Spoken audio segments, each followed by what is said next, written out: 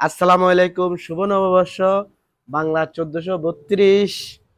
So আজকে সবাই মিলে ঘুরতে যাব। আপনারা আমাদের পুরো ভিডিওটি সাথেই থাকবেন আর উপভোগ আমরা আজকে শুভ নববর্ষ। আল্লাহ, আজ কোথায় যাইতেছো? তুমি কোথায় যাইতেছো? আর আমরা কই যাইতেছি? তো গাইজ আমরা চলে এসেছি নববর্ষ মেলা। আর এই মেলা অনুষ্ঠিত হয় লক্ষ্মীপুর জজ কোর্টে। প্রতি বছরের চেয়ে এবছর মানুষ তুলনামূলকভাবে অনেক কম। মেলার সবচেয়ে আকর্ষণ হলো ছোটবেলার এই স্মৃতিগুলো।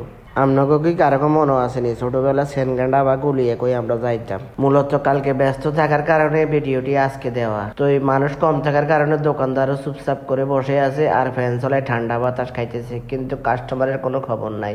আমি এগুলো দেখার পরে চিন্তা করতে আছি তারা দোকান ভাড়া দিবে নাকি জিনিসপত্রে উঠাই বেহুদেই বসে আছে। সবাই উচিত ছিল নববর্ষ উপলক্ষে মেলা থেকে একবার ঘুরে আসা। বিশাল এক মেলা, মেলার মানুষের চেয়েও দোকানদার বেশি। আমরা ছোট্টকালে যখন মেলা যেতাম বা সেনগান্ডা বা গুলিয়ে কইতো, তখন মানুষের ডল আর ডল, হাঁটার জায়গা ছিল না। কিন্তু আমাদের সমাজ থেকে দিন দিন পুরনো স্মৃতিগুলো উঠে যাচ্ছে আর উঠবে, এটাই বাস্তব।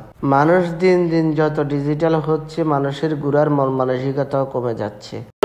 মেলা থেকে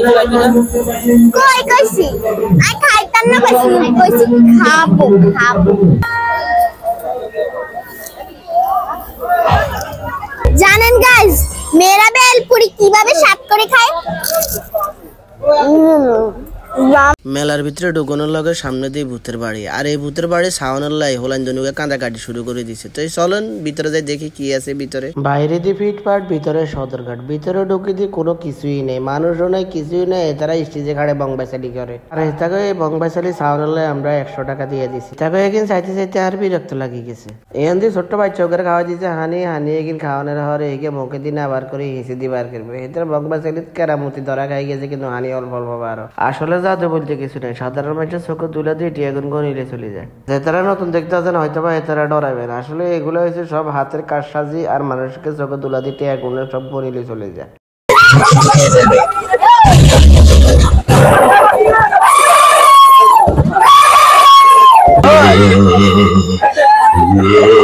কি অবস্থা? গোলাগুলি করতেছি, দেখছেন ভূত মানে বিনোদন। আর ভালো হয়েছে, ভালো ভালো ভূত ভালো, ভূতের লাগে ভালো ব্যবহার করে দেখছো।